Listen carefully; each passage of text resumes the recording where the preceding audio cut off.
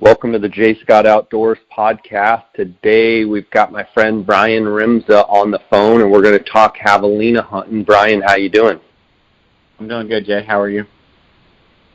Good. Before we get started and start talking hunting, I do recollect that a few days ago it seems as though the Sun Devils actually put a stomping on the Wildcats. I just wanted to get your reaction to that. I don't recall that, so I can't comment on things I don't know about. I noticed for like 3 days I didn't hear from you, and I was now I know why, because the Sun Devils and Bobby Hurley and the crew put a whipping on you boys. Yeah, they had a good game, there's no doubt. Are you like kind of reacting to that, like, you know, every blind squirrel finds a nut every now and then? You know, it does happen that way, but I mean, they beat us. It is what it is. There's not much I can say about that. You know? I just had to start the podcast with that.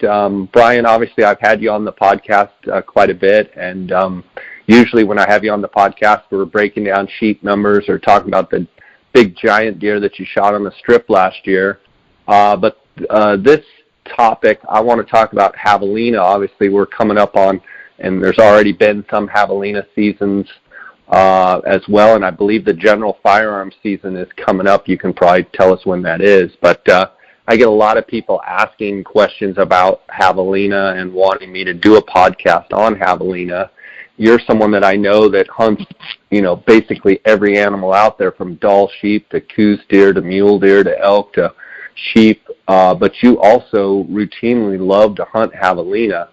So I thought you would be a perfect guy to talk a little strategy, talk a little, stink dots is what I like to call them. Stink dot strategy and tactics and tips, and so it'll be a fun episode. Yeah, Javelina hunting's fun. I enjoy it. So primarily the Javelina hunting that you do yourself is archery Javelina hunting. Can you talk a little bit about Arizona's structure of Javelina hunts, as far as, I know they have some archery seasons, some handgun seasons, muzzleloader, and then they have a general rifle season as well. Talk a little bit about that hunt structure. Yeah, typically Arizona Javelina hunts start January 1st, and they go typically to the third Sunday of the month. I think this year was the 24th or 25th. So you basically have 3 weeks to hunt Javelina with a bow, and then that last week of January, along with the first week of February, is reserved for the youth hunters to go out and hunt Javelina, with whatever means they see fit. But it's a rifle tag, so kids can use a bow or they can use a rifle or whatever they prefer. And then the Javelina season, the handgun archery muzzleloader season, is getting ready to open. I believe it opens on Friday, where you can use obviously a handgun, archery equipment, or a muzzleloader. And then after that is when you have your rifle hunt that opens up. So those seasons, obviously a lot of guys like to have that archery season in January, because a lot of times they also have an over-the-counter deer tag in their pocket, so they can hunt archery deer and over-the-counter deer, and they draw for those archery permits. A lot of the archery permits across the state are fairly easy to draw, are they not? And it's very common that people, even out-of-staters, come and have both in their pocket at the same time. Yeah, January is really an awesome time for bow hunters in Arizona, as well as the non-resident bow hunter that comes in from out of state, because yes, it's pretty easy to draw an archery Javelina tag. There's always Javelina tags left over from the draw that you can purchase on a first come first served basis in a variety of different units for a variety of different seasons. One of the things that Game & Fish changed maybe 5 years ago is that they went from where you could only harvest one Javelina in a season to where you can now harvest two. And so that gives you the opportunity to not only have an archery tag in your pocket, but you could also have a ham tag or a rifle tag in your pocket. You could have two archery tags in your pocket as long as they're for different hunt codes.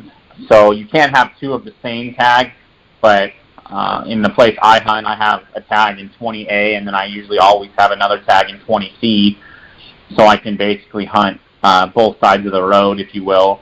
And so it makes it kind of fun, and, javelina are a great bow hunting animal, in my opinion, because it's just the hardest part about javelina is simply finding javelina.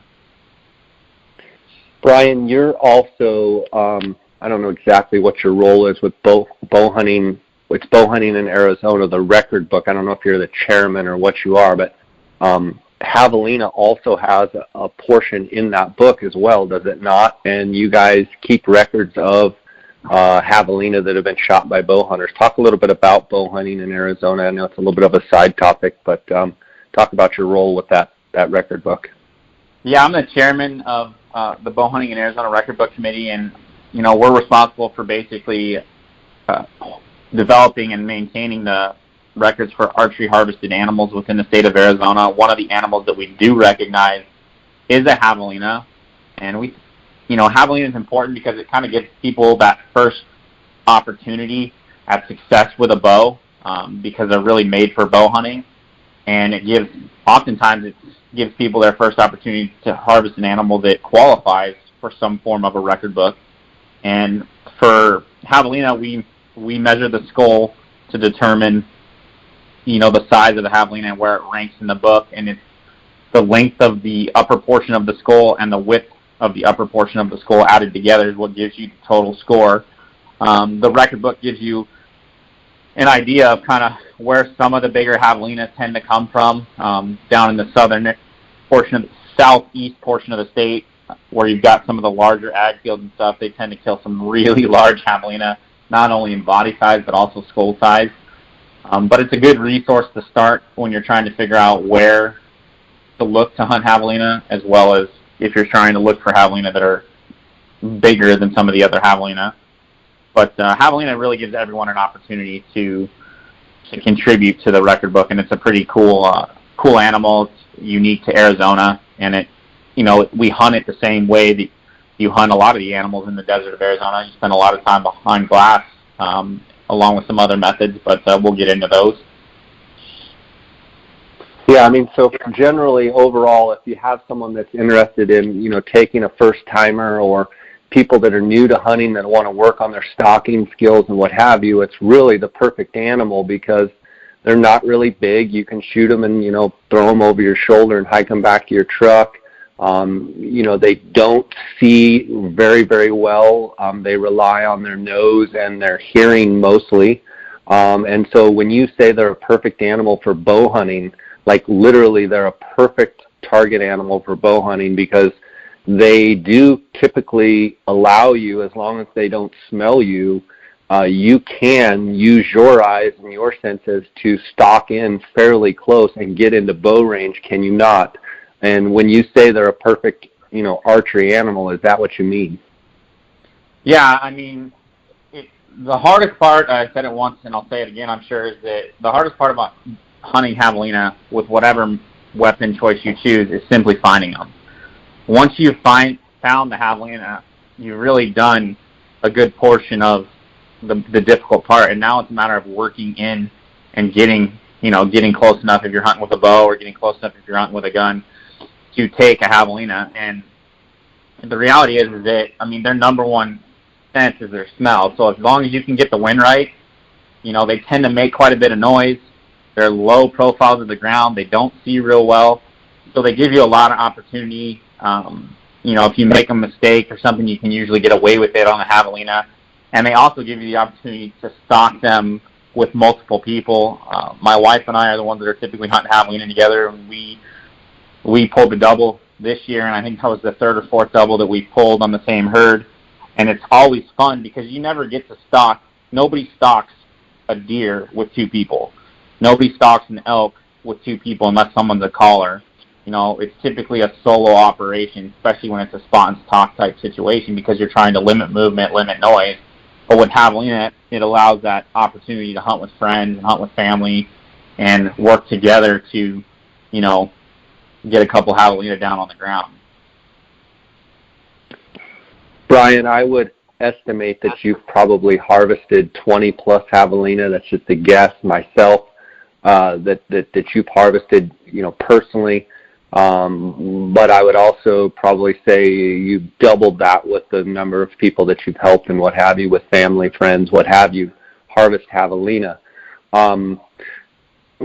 Correct me if I'm wrong, but the javelina are actually a collared peccary. They're actually in the rodent family. They're generally, 40 pounds. Maybe big ones get up in the 50-pound range. They're typically, maybe 18 inches tall, maybe 20 inches tall on some of them. Maybe, from snout, from the nose to their butt, are probably about 24 to 30 inches maybe. Usually when I glass them up there in family groups, you see boars, you see sows, you see piglets, you see them all.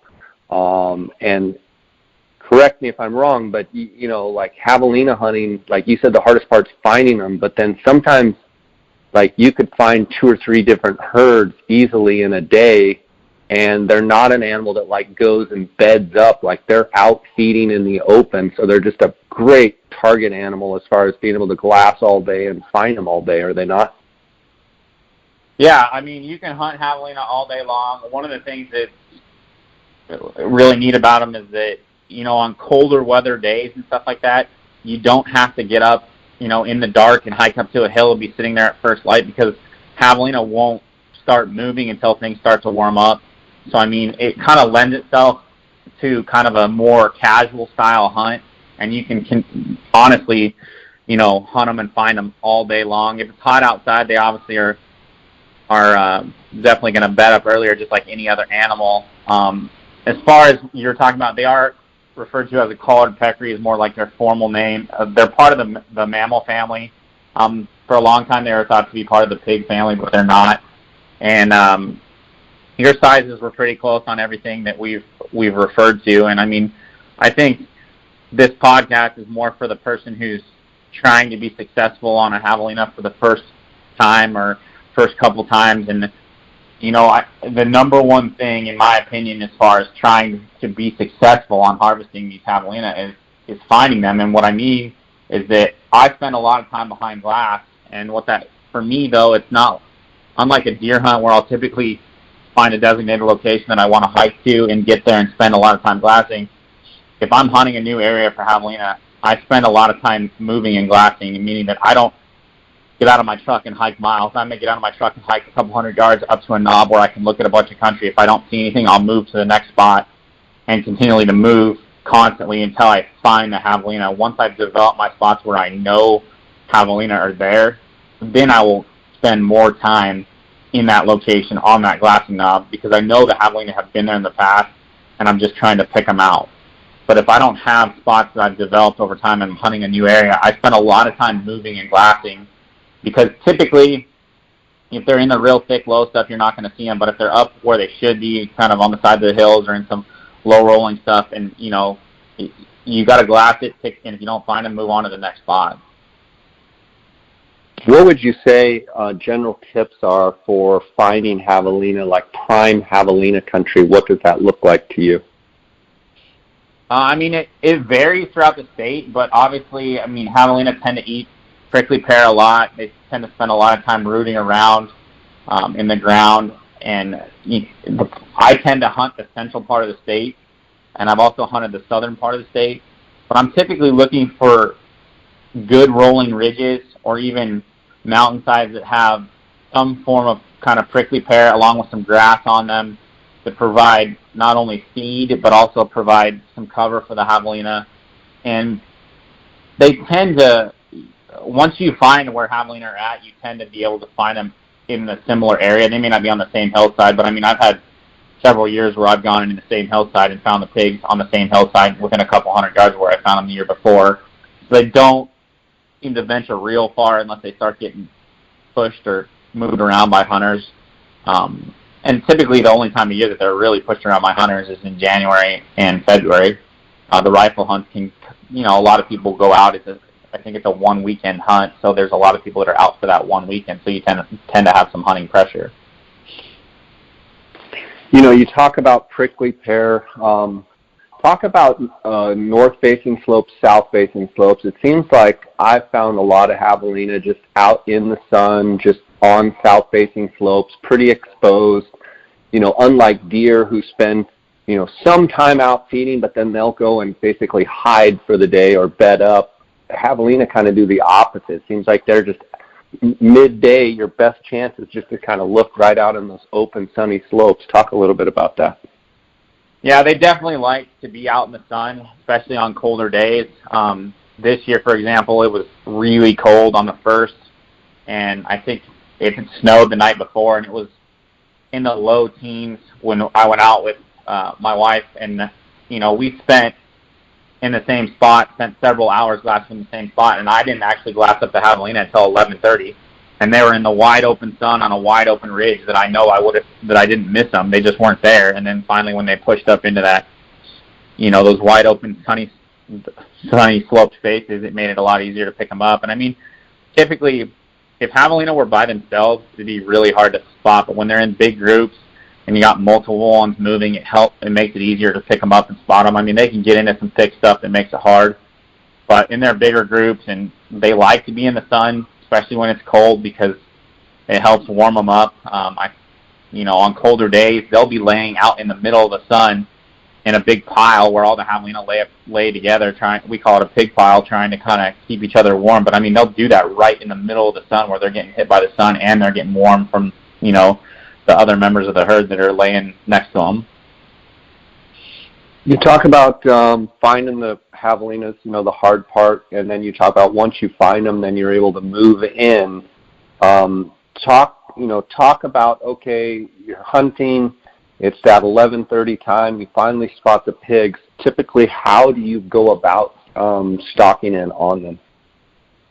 Well, the number one thing for me is to get the wind right. So, I mean, whatever the wind's doing, you got to get it right. So, if you can get the wind right and if you have a little bit of a breeze, typically, I mean, that's the number one thing that'll get you in trouble is the wind with javelina. So for me, it's a matter of making sure I have the wind right. They typically don't move real far if they haven't been busted around. So, I mean, you can take some time to figure out, okay, if you get up to a spot and the wind's not right, then you got to circle around and get to a better spot with the wind in your favor.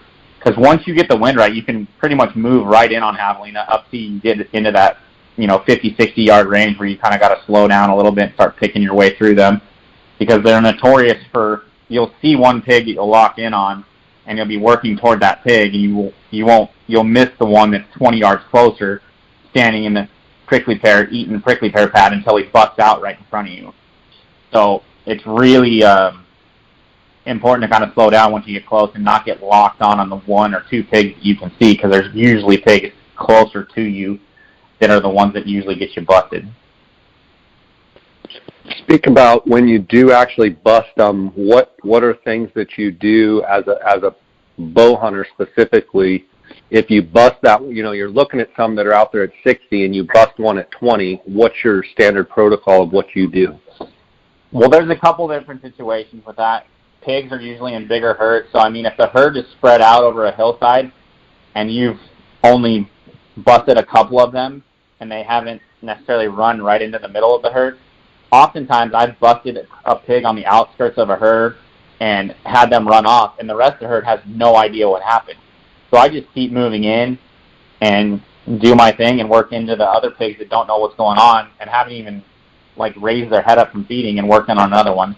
The other thing that you can do is varmint calling is really, really an effective way to bring the javelina back to you or to bring them out of a thick area. If you're working in on javelina and, it's approaching that midday and they're starting to move into the thick bottoms or something to bed up, and you want to try and bring them out of those bottoms towards you, using a javelina call can be very, very effective method. Rick Forrest with Arizona Hunting Extreme out of Tucson has a javelina call that he's perfected over the years, and you can reach out to him on Facebook and order one of the javelina calls from him. I have one of his javelina calls, and they're pretty exceptional, and javelina really respond well to calling them back in. I would say with a bow, the hardest part about calling them back in, because they usually come in full tilt, is once you see them bearing down, you probably need to stop calling and pick a spot and aim when you go to shoot one, because it's really easy to get caught in the excitement and just kind of shoot at a blob that's moving past you and miss, because they do come in full tilt, and I mean they will run between your legs, around you a couple feet. I mean they are coming in full bore, and a lot of times if you stop calling when they get into that 20, 30-yard range, they'll kind of stop for a second, try and figure out what's going on, and give you a chance to take a better shot.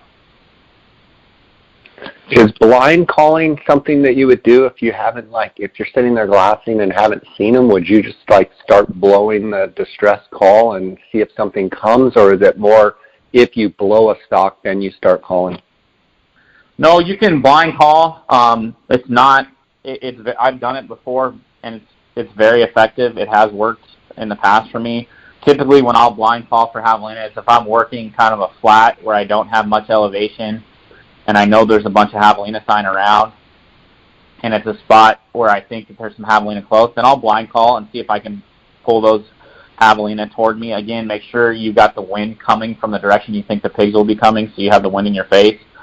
And but blind calling does work. There's really kind of three methods, I guess, to hunting javelina. Traditional, I would say, is glassing javelina, and then kind of still hunting through the thickets in some flatter country can be very, very effective.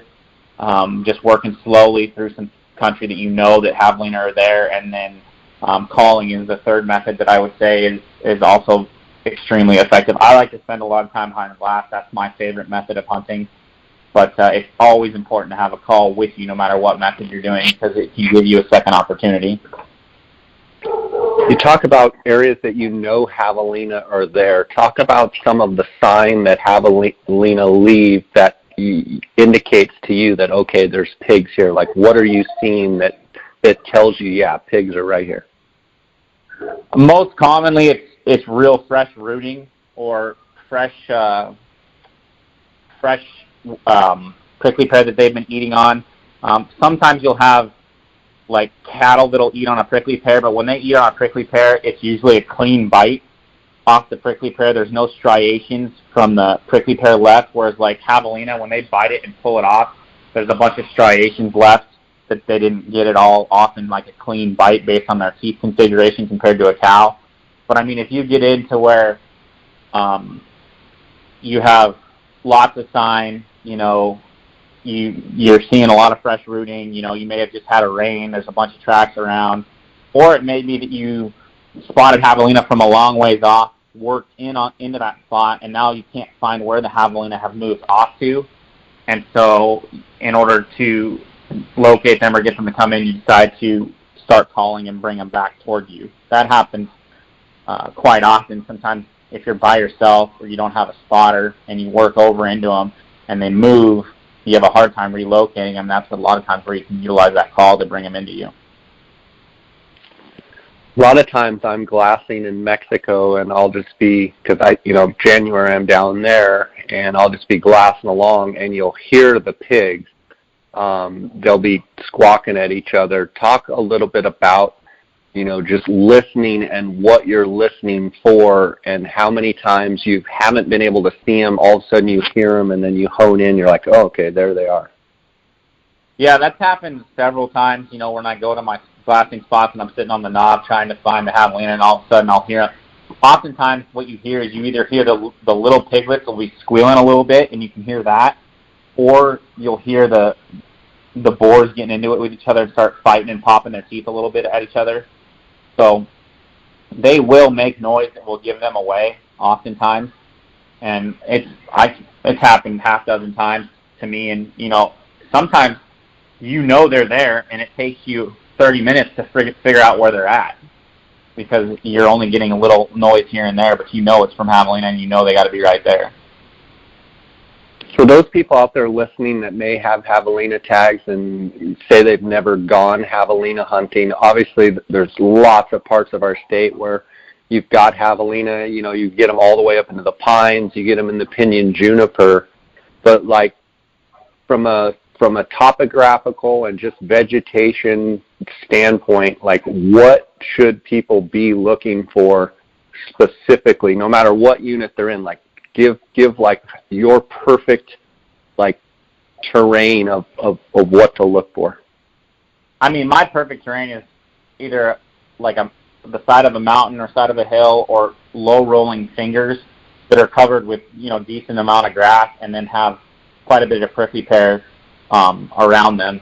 That doesn't, I mean, depending on the part of the state that you're in, you may not find that, but you'll find javelina there in other places. But that's the place. I hunt Central Arizona, just outside of Prescott, and I'm typically hunting, rolling fingers that are covered in grass and covered in prickly pear, and that's what I'm looking for when I'm trying to find those javelina. But I've killed javelina at the top of the highest mountains where you think they shouldn't be, and where you see, expect your whitetail to be or something like that. And I mean, I've killed them out in the flats. It's just a matter of kind of where they move around to and what they're doing, and what terrain you're in. But I'm looking for a new javelina hunter. I'm looking for nice ridges that are covered in prickly pear. That's what I'm looking for. Ridges or mountainsides or things like that are covered in prickly pear. That's what I want. Brian, I want to take a second here and thank the sponsors of this podcast, and then we're going to get into shot placement and such on javelina. I want to thank my friend Cody Nelson over at GoHunt.com at the gear shop. He is the optics authority. I call him the glassing guru. If you reach out to Cody and have any optical needs, if you reach out to Cody, he can talk to you about the best binos, tripods, spotting scopes, etc., rifle scopes. And you can reach him at 702-847-8747. That's extension 2. You can email him directly at optics@gohunt.com. He handles all of the sales there at GoHunt. They have a full line of optics there at the GoHunt Gear Shop. And if you mention my name, he's going to take care of you. He's been routinely over the last couple months taking care of my listeners. And I want to thank them for their sponsorship. I also want to thank GoHunt, the insider portion of GoHunt.com, and remind you guys that you get a $50 GoHunt Gear Shop gift card if you go to GoHunt.com/JScott. I feel that GoHunt Insider is the best Western hunting resource when you're trying to research draw odds, and they write great strategy articles on how to draw in these different states across the West. Go to GoHunt.com/JScott and get that $50 GoHunt Gear Shop gift card just for signing up. I also want to thank KUIU, that's KUIU, KUIU Ultralight Hunting, KUIU.com. For their sponsorship. That's the clothing and gear that I wear. I know, Brian, you enjoy wearing the KUIU gear as well. I also want to thank CanyonCoolers.com. If you use the JScott19 promo code, you're going to get a 10% discount on all orders. Phonescope.com. If you use the JScott19 promo code, you're going to get 10%. That is the digiscoping adapter that I use for my photos and my videos. On my Instagram account. And then last but not least, onxmaps.com. Use the JScott19 promo code to get a 20% discount on all orders there at onxmaps.com. Brian, talk about shot placement there for javelina, both with a bow and with a firearm, where it may differ from, say, shooting a deer or an elk. Yeah, I think the hardest thing about a javelina is that they're low profile. Oftentimes they're kind of obscured by some grass and things like that when you're close in on them. And it's hard to pick a spot, but my general rule of thumb is to shoot them in the middle of the body when it comes to height up and down. And then they have a collar that kind of goes from their throat area up to 10, 12 inches behind their ears. And what I try to do is find that collar and shoot about 4 inches behind that collar. So right on the back point of the shoulders where I try to shoot a javelina. Sometimes it can be hard to kind of pick that spot and figure that spot out. And oftentimes I think the biggest mistake in shooting javelina is that people generally shoot too high, because javelina have fur that is like 4 to 5 inches tall up on the top of their back. So there's a bunch of fur there that where there's nothing there to hit. And so I think they generally shoot too high and just blow through the top of the fur on a javelina's back, or they'll shoot a little too far back and just catch mostly guts and not, up in the chest cavity. So, I mean, to me, right on that shoulder is a really good spot to shoot, because if you hit a javelina in the shoulder with a bow, the javelina is going to go down, and if you hit them there with a rifle, they're going to go down.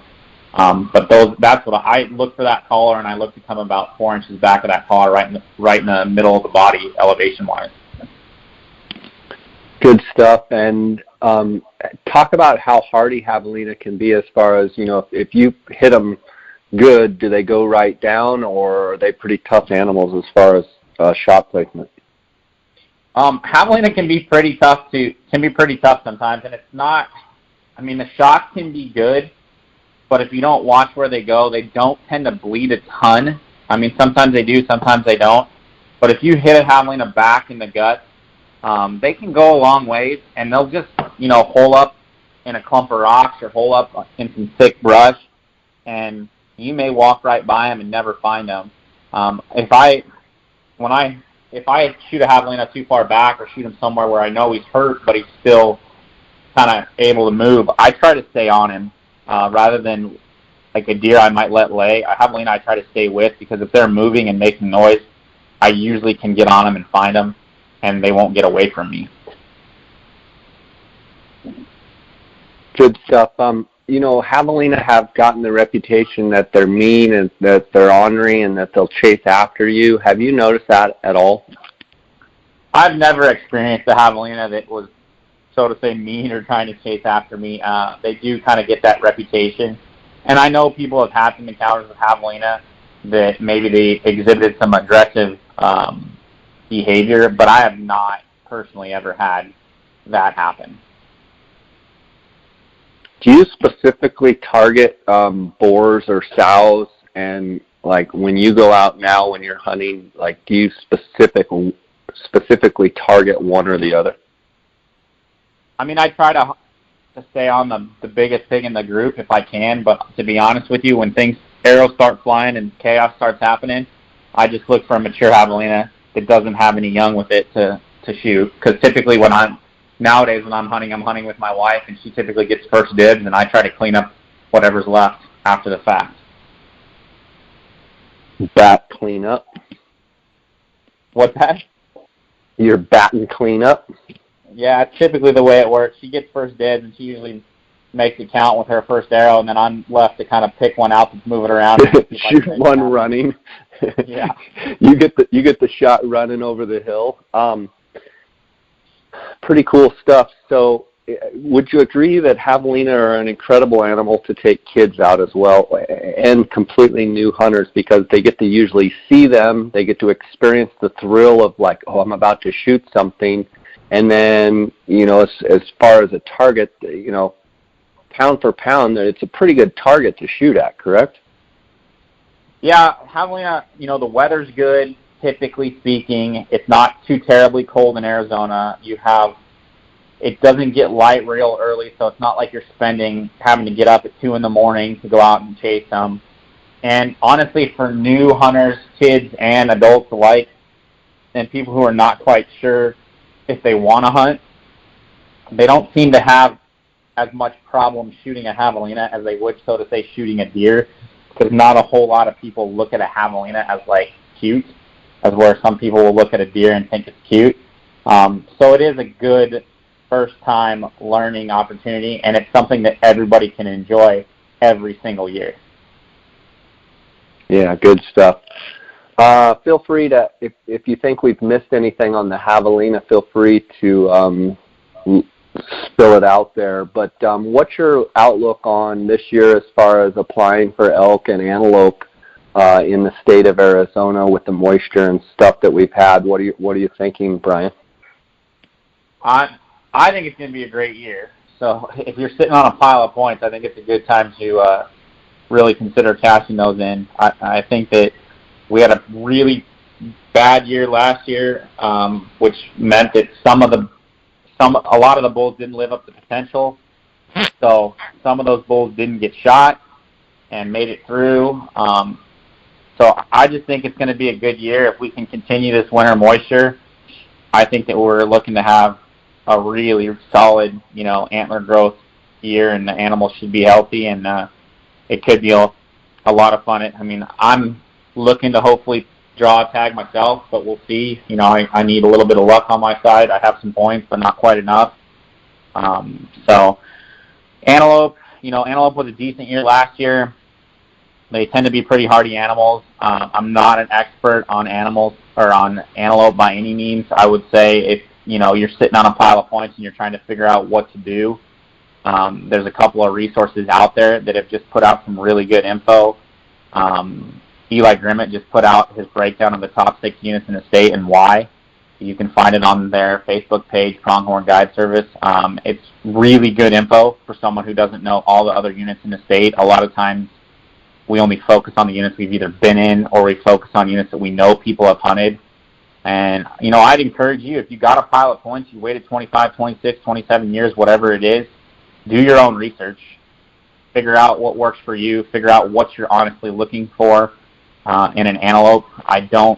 Killing an 85-plus inch antelope is not an easy task. It's not something that's around every corner. I think a reasonable goal is trying to kill an 80-inch antelope with whatever tag you have. But a lot of guys have some high expectations because they've waited so long for a tag. But Arizona's got great antelope, but 85-inch buck is a giant buck, and there's not a lot of them running around. But do your own research. Look at all the resources out there. The internet provides you so many resources to look at and figure out what's around. What are you looking for? Do you want a good hunt with less people? Do you want a hunt that has more permits? Do you want to just hunt a particular area? You don't care about the size of the bucks. Do what works best for you and what your ultimate goal is, but you got to figure out what that goal is before you apply. That's good advice. Brian, you have harvested some awesome trophies in your hunting career. You just shot a giant buck archery season. You typically, let me back up. You're one of the best archers in the state as far as shot. When you do go to archery shoots and stuff, you always finish very, very high. I noticed that you recently switched from one bow to the other. I get a lot of archery questions. I typically say you need to ask Brian Rimzsa or Daniel Willett, 2 of my archery nut friends. Talk a little bit about your setup, what you've switched to. Has that changed your arrows? Talk a little bit about your archery setup that you're shooting right now. The one thing I will say is that as archers, we tend to mess with our setups way too much, especially if you're a hunter and you dabble in 3Ds. You tend to mess or tinker with everything. One of the things that I've kind of learned over the years is that I find something that works, and I just tend to stick with it, and that's been real successful for me.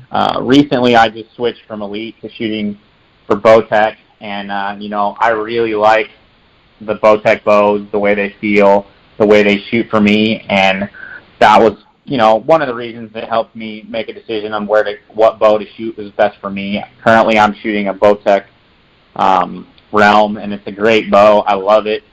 It shoots real good. I've got another one on order that I'm waiting for, and it'll probably be a couple months before it comes in. But I try to find.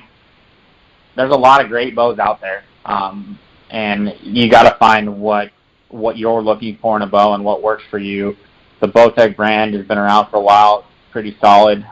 But, I encourage everyone when you're buying a bow, no matter what, whatever bow you may think you want, you've got to go out and shoot them. Figure out what bow you like, what feels best. Any archery shop in the state, I know pretty much all the owners of all the archery shops in the state.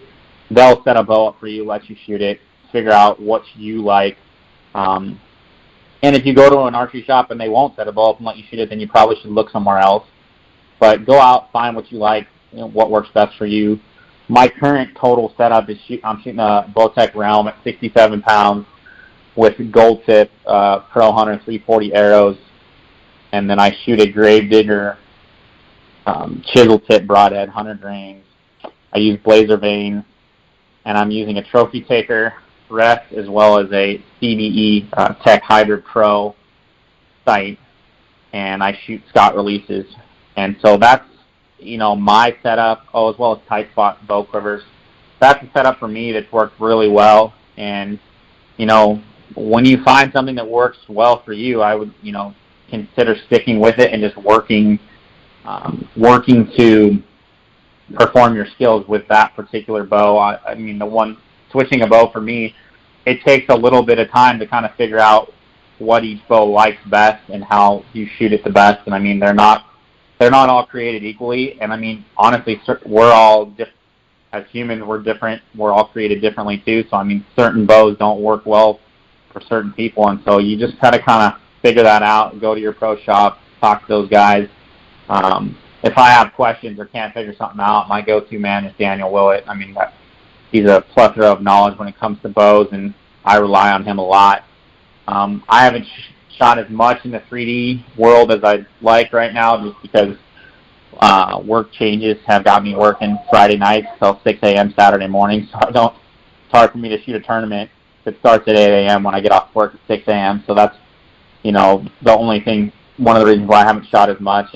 But hunting for me is kind of the primary goal, and then, shooting 3Ds and stuff is just secondary to keep my skills honed in and doing well. I've been real fortunate to be pretty successful on a variety of different animals. Brian, don't you think with all of the great technology with bows and such that guys can try and get into that, routine of wanting to get a new bow every single year, and that maybe some guys should shoot because of the lack of shooting, so to speak, and the amount of time, like every couple of years, maybe get a new bow rather than just get one every single year and always have stuff changing on their bow? It seems like a lot of people get to tinkering, like you said, and then they're just, when it actually comes down to crunch time and shooting an animal, they're just a wreck, rather than, every couple of years go ahead and upgrading and getting a new system. Well, I think there's a couple of things that can be done to combat that. If you like to tinker, that's fine, but buy two bows. Have a bow that you have set up that works for you all the time, and then have a secondary bow that you can mess with, change your stuff on, play with, satisfy that tinkering niche that you got, or that itch that you have to tinker with stuff.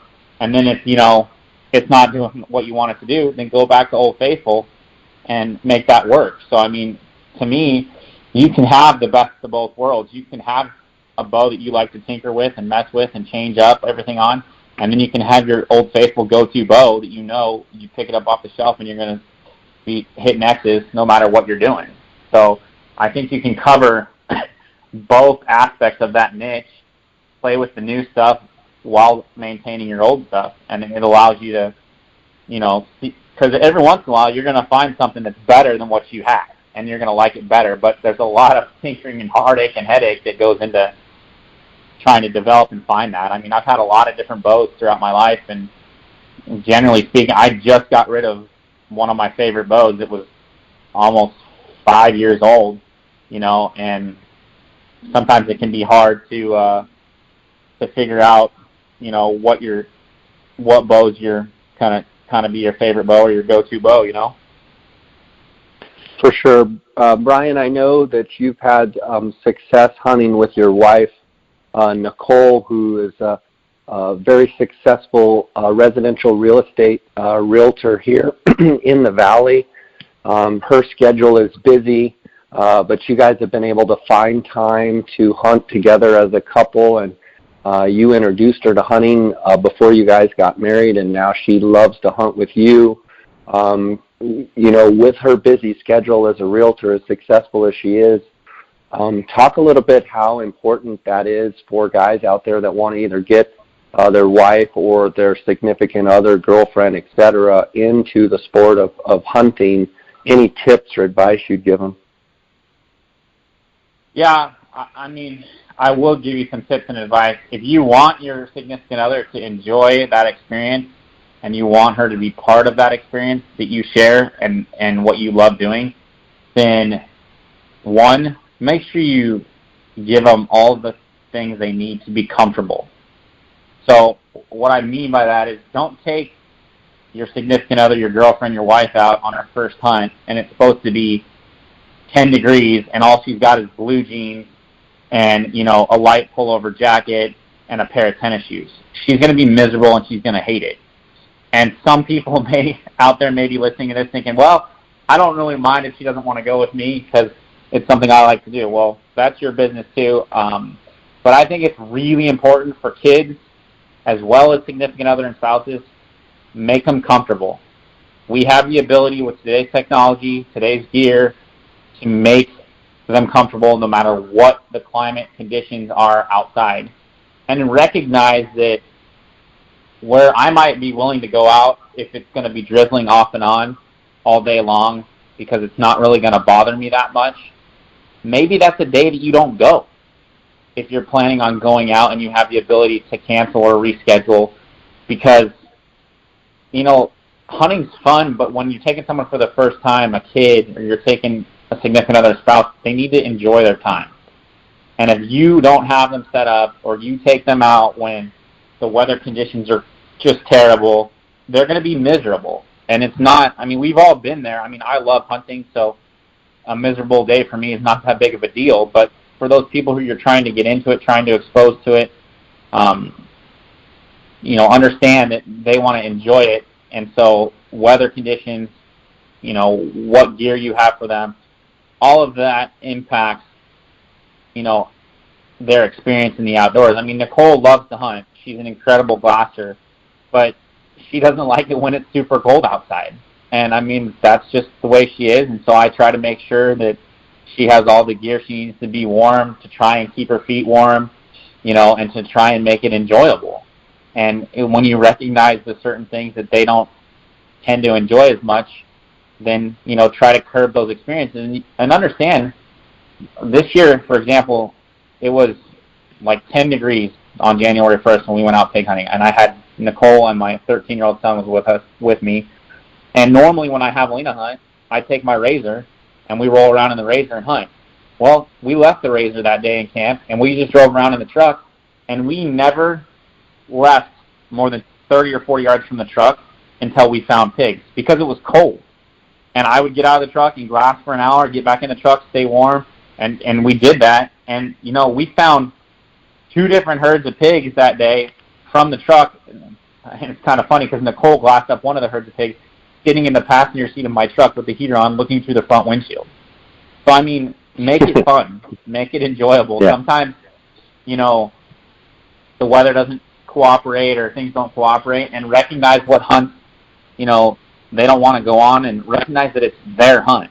If it's their hunt, do the things they want to do. Don't drag them 5 miles up and down 3 steep canyons if that's not something that they want to do and they want to enjoy. Great advice. Great advice, buddy. Well, I appreciate you coming on, sharing some experience and knowledge with us. Do you have any hunts that you know, you've got planned out on the horizon? Anything that you're excited about, or you know, anything in your day book that you're pumped about? Well, I've got the annual turkey hunt up on the White Mountain Apache, and then I've got a San Carlos tag, which are always 2 exceptional hunts with the Griego family. And, you know, I love chasing spring gobblers around just like you do. So I've got that for sure. And then I'm hoping that this fall I might pull an elk tag. My dad and I have a pretty good shot to draw a Utah tag, about a 50% shot, I think, to draw that tag. And then I actually just put in with your nephew for elk in Arizona. And, you know, we don't have a guarantee, but we've got a decent number of points that we might get lucky and pull something good. So I'm hoping that luck's on our side, and maybe I'll have an elk tag in my pocket so I can scratch that elk itch and get out there and chase some bugling bulls. That sounds good, buddy. Well, it's always great having you on the podcast. Congratulations with the success of of your job, and Nicole, she's killing it with the real estate, and you guys are doing great. It's always great to see you. And I guess I just have one final thought, and that's just go Devils, buddy.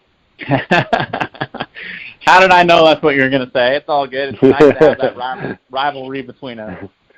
So. Right on, buddy. God bless you. I'll catch you later. Thanks for coming on. All right, later, bud.